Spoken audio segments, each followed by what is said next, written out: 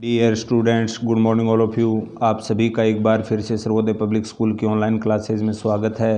प्यारे बच्चों, आज अपन जो चैप्टर स्टार्ट करेंगे वो करेंगे संघवाद अर्थात फेडरलिज्म। तो सबसे पहले अपन देखेंगे कि संघवाद है क्या, अर्थात संघवाद का अर्थ। तो संघवाद है वो शासन की वह प्रणाली है जिसमें संविधान द्वारा केंद्र व राज्य स्तर की जो दो राजनीतिक व्यवस्थाएं स्थापित की जाती हैं एवं उन दोनों के मध्य शासन की शक्तियों का संविधान द्वारा स्पष्ट विभाजन किया जाता है। और इसमें संविधान लिखित व सर्वोच्च होता है तथा केंद्र व राज्यों के मध्य किसी टकराव को रोकने के लिए स्वतंत्र न्यायपालिका की व्यवस्था की गई है, जिसको अपन किस नाम से जानते हैं? संघवाद के नाम से जानते हैं। यानी कि सीधा सा अर्थ है कि संघवाद के अंदर केंद्र व राज्य की अलग अलग सरकारें होती हैं और दोनों ही सरकारों की संविधान द्वारा अलग अलग शक्तियां विभाजित होती हैं। जैसा कि भारतीय संविधान की अनुसूची 7 में शक्तियों का सुस्पष्ट विभाजन किया गया है, संघ सूची, राज्य सूची और समवर्ती सूची के रूप में। अगर किसी भी प्रकार से राज्य सरकार और केंद्र सरकार दोनों के मध्य अगर कोई विवाद होता है तो उन विवाद को निपटाने के लिए अर्थात उस जो टकराव की एक स्थिति बनती है अपने अधिकार एवं कार्यों को लेकर केंद्र और राज्य के मध्य, उनको एक प्रकार से रोकने के लिए स्वतंत्र न्यायपालिका की व्यवस्था की गई है, जिसको अपन किस नाम से जानते हैं? संघवाद के नाम से जानते हैं। तो यह संघवाद की हो गई परिभाषा। यानी कि जो ये संघवाद है वो विश्व की एक जो महाशक्ति सोवियत संघ है, जो 1989 ईस्वी में अनेक स्वतंत्र देशों में बंट गया और उसमें से कुछ ने मिलकर स्वतंत्र राज्यों का एक प्रकार से राष्ट्रमंडल बना लिया था। यानी कि अलग अलग हो गए थे। पहले एक जगह थे, क्योंकि अपन अच्छे से जानते हैं सोवियत संघ का विभाजन हो गया था 1991 के अंदर। अनेक राष्ट्रों का निर्माण हो गया था, जिसमें अपन अच्छे से जानते हैं चेकोस्लोवाकिया, युगोस्लाविया है। और अगर अपन भारत से अलग की बात करते हैं तो पाकिस्तान भी अलग हुआ था, जो अपने को ये अपने देश से विभाजन अपने को देखना पड़ा था 1947 के अंदर।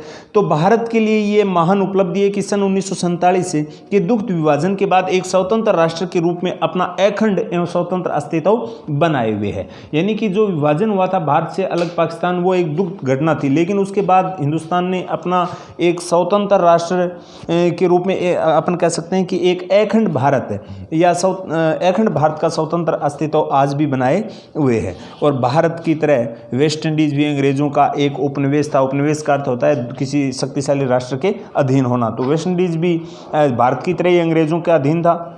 जो 1958 ईस्वी में वेस्ट इंडीज संघ अर्थात फेडरेशन ऑफ वेस्ट इंडीज का निर्माण हुआ, लेकिन कमजोर केंद्र और राजनीतिक प्रतिस्पर्धा के कारण 1962 में इसे वापस क्या कर दिया गया था? भंग कर दिया गया था।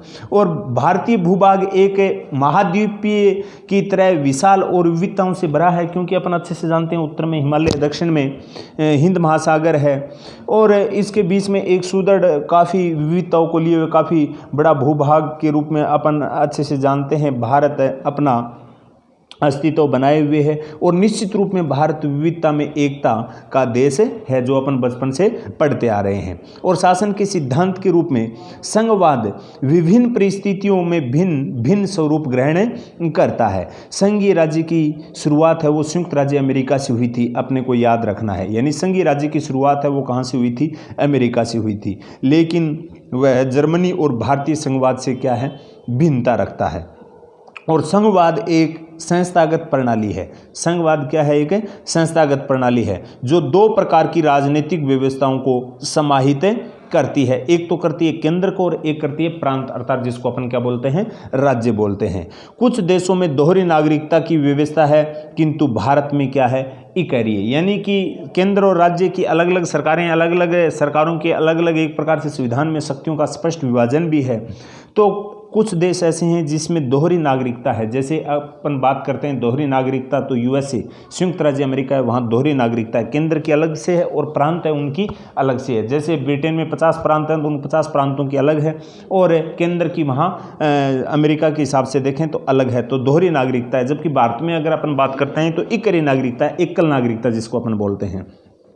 यानी भारत में केवल अपने भारत की तरफ से अर्थात केंद्र की तरफ से ही अपने को नागरिकता मिली हुई है, राज्य की अलग से नागरिकता नहीं है। जैसे अपन राजस्थान के मूल निवासी हैं, अपन राजस्थान के नागरिक नहीं, नागरिक किसके हैं? भारत के ही हैं। यानी कि राज्य की अलग से नागरिकता नहीं है, केवल और केवल किसको है? अपने को केंद्र की ही नागरिकता है, जिसको अपन क्या बोलते हैं?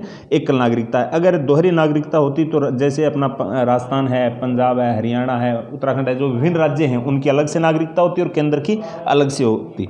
बट अपने हिंदुस्तान की अगर अपन बात करते हैं तो एकल नागरिकता है, और यूएसए की अगर अपन बात करते हैं तो वहाँ क्या है? दोहरी नागरिकता है। और संघवाद के वास्तविक कार्य का निर्धारण राजनीतिक संस्कृति, विचारधारा और इतिहास की वास्तविकताओं से होता है। यह बात भी अपने को क्या रखनी है? ध्यान में रखनी है। इसी के साथ अगर अपन बात करें सन 1914 में, तो उत्तरी तथा दक्षिणी नाइजीरिया ब्रिटेन के दो उपनिवेश थे। 1914 की अगर अपन बात कर रहे हैं तो उत्तरी और दक्षिणी जो नाइजीरिया है वो ब्रिटेन के दो उपनिवेश थे, यानी ब्रिटेन के अधीन थे। ब्रिटेन शक्तिशाली पावरफुल राष्ट्र था। ये एक प्रकार से अपन कह सकते हैं कि एक साम्राज्यवादी नीति के तहत इन्होंने विभिन्न राष्ट्रों पर अपना कब्जा कर रखा था। किंतु सन 1950 में इबादान संवैधानिक सम्मेलन में यहाँ के नेताओं ने एक संघीय संविधान बनाने का क्या लिया था? निर्णय लिया था। और अब इसके बाद अगर अपन बात करते हैं तो भारतीय संघवाद में एक प्रकार से किस प्रकार से व्यवस्था की गई है, अर्थात अपन कह सकते हैं कि भारतीय संविधान में संघवाद का जो एक प्रावधान है वो किस प्रकार से उल्लेखित किया गया है। तो भारतीय संविधान द्वारा अंगीकृत संघीय व्यवस्था का सबसे महत्वपूर्ण सिद्धांत यह है कि केंद्र और राज्य के मध्य संबंध सहयोग पर आधारित होगा। यानी शक्तियों का सुस्पष्ट विभाजन भारतीय संविधान की अनुसूची 7 में किया गया है, लेकिन यहाँ आपस में यह नहीं कि आपस में तनाव की स्थिति रहे। इसमें भारतीय संघवाद संविधान के आर्टिकल फर्स्ट, अनुसूची फर्स्ट और जो ये भाग फर्स्ट है उसमें सुस्पष्ट लिखा गया है कि भारतीय राज्यों का क्या होगा? संघ होगा, जो एक प्रकार से आपसी सहयोग पर क्या होगा? आधारित होगा। और भारत में भारत को राज्यों का संघ अर्थात एक क्या कहा गया है? यूनियन कहा गया है। यानी भारत एक राज्यों का क्या होगा? संघ होगा। यह बात किस आर्टिकल में है? अनुच्छेद फर्स्ट में, अनुच्छेद फर्स्ट, भाग फर्स्ट, अनुसूची फर्स्ट, यानी फर्स्ट के अंदर ये बात कही गई है कि संविधान में भारत को एक राज्यों का संघ कहा गया है। और भारतीय संविधान में दो तरह की सरकार है जो अपन अच्छे से जानते हैं, एक केंद्र सरकार और एक राज्य सरकार। संपूर्ण राष्ट्र के लिए एक संघीय, जिसको अपन केंद्रीय सरकार बोलते हैं, और राज्यों के लिए क्या चलती है? राज्य सरकारें चलती हैं, जो अपन अच्छे से जानते हैं। और संविधान द्वारा संघ सूची में विनिर्दिष्ट विषयों को केंद्रीय सरकार तथा राज्य सूची पर जो विनिर्दिष्ट विषय हैं उनको राज्य सरकार को कानून बनाने का क्या दिया गया है? अधिकार दिया गया है। यानी कि इसमें अपन अच्छे से जानते हैं संघ, जो मैंने आपको अभी बताया था कि भारतीय संविधान की अनुसूची 7 में यानी कि जो शक्तियों का सुस्पष्ट विभाजन किया गया है वो किया गया है संघ सूची, राज्य सूची, समवर्ती सूची और अवशेष सूची। संघ सूची पर कानून, संघ का अर्थ हो गया केंद्र, नाम से स्पष्ट हो रहा है, तो संघ सूची पर कानून बनाने का अधिकार है केंद्र का, और राज्य सूची पर कानून बनाने का अधिकार है वो किसका है? राज्य सरकार का। और समवर्ती सूची पर है दोनों का, केंद्र और राज्य दोनों बना सकती है, लेकिन कोई विवाद हो जाए तो वो उसमें किसका मान्य रहेगा? केंद्र सरकार का। और जो विषय बच गए वो किस में आते हैं? फिर अवशेष सूची में आते हैं। जैसे संघ सूची के विषय हो गया, जैसे भारतीय रेलवे हो गया, जो भारतीय डाक विभाग हो गया, या अपन बात करते हैं भारतीय सेना की, तो इस पे कानून बनाने का अधिकार है वो किसका है? केंद्र सरकार का, क्योंकि वो कौन सा विषय है? संघ सूची का विषय, और उस पर केंद्र सरकार कानून बनाएगी। और राज्य प्रशासन की अगर अपन बात करते हैं तो राज्य सरकार कानून बनाती है। और जैसे शिक्षा हो गया, पर्यावरण हो गया, तो उसमें दोनों बना सकते हैं, लेकिन विवाद हो जाए किसी बात को लेकर तो केंद्र सरकार का क्या रहता है? मान्य। और आपको ध्यान में होगा संघ सूची में 99 विषय हैं, और राज्य सूची में पहले 66 विषय थे, वर्तमान में 61 विषय हैं, और पहले समवर्ती सूची में 47 विषय थे, इसमें बढ़कर अब संख्या कितनी हो गई है? 52 हो गई है। पूरी की पूरी अपने को क्या रखनी है? ध्यान में रखनी है।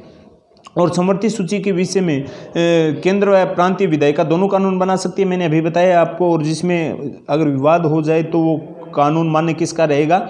राज्य का रहेगा। संघ, राज्य व समवर्ती सूची के अतिरिक्त अवशिष्ट विषय केंद्र सरकार को भी सौंपे गए। यानी इसके अलावा जो विषय बच गए वो किसको सौंप दिए गए? केंद्र सरकार को सौंप दिए गए। और देश की एकता बनाए रखने के लिए संविधान निर्माता चाहते थे कि देश की सामाजिक आर्थिक समस्याओं का समाधान राज्यों के सहयोग से शक्तिशाली केंद्रीय सरकारें करें। यानी देश की एकता बनाए रखने के लिए देश की एकता बनाए रखने के लिए संविधान निर्माता चाहते थे कि देश की सामाजिक आर्थिक समस्याओं के समाधान के लिए, यानी जो सामाजिक विषमता है, आर्थिक विषमता है, उनकी किस प्रकार से जो एक प्रकार से समस्या बनी हुई है, उनका समाधान किस प्रकार से किया जाए, वो पूरा का पूरा जो समाधान है वो केंद्र सरकार किसके सहयोग से करेगी, राज्य के सहयोग से करेगी। और इसमें अपन अच्छे से जानते हैं शक्तियों के विभाजन के अंदर स्पष्ट पता चलता है कि ज़्यादा पावर है वो किसको दी गई है, सेंट्रल गवर्नमेंट को दी गई है, जो एक प्रकार से अपन कह सकते हैं कि एक केंद्रीकरण की नीति है, ताकि अपनी देश की एकता व अखंडता को किसी भी प्रकार की कोई चुनौती ना मिले। और किसी राज्य के अस्तित्व और उसकी भौगोलिक सीमाओं के स्थायित्व पर संसद का क्या रहेगा, नियंत्रण रहेगा, अर्थात केंद्र का।